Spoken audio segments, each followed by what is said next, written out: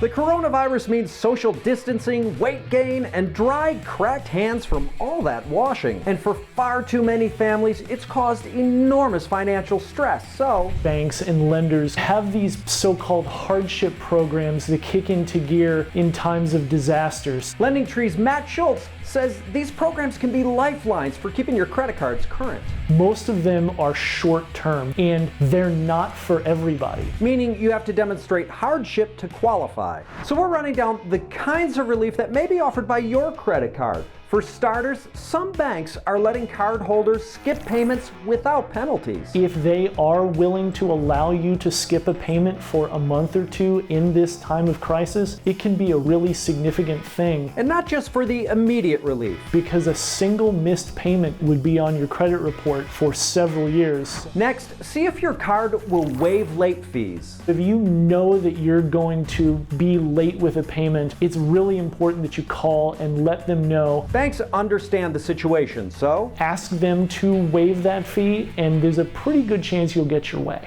Another kind of relief some credit cards are offering: lower interest rates. That may not be something that would have a huge impact right off the bat, but it's something that will be significant in a few months down the line, especially if you're going to miss payments and start accruing that interest. Hey, the meter keeps running on your debt whether you're making payments or not. So a short-term reduction in interest rates is a really good thing to ask for.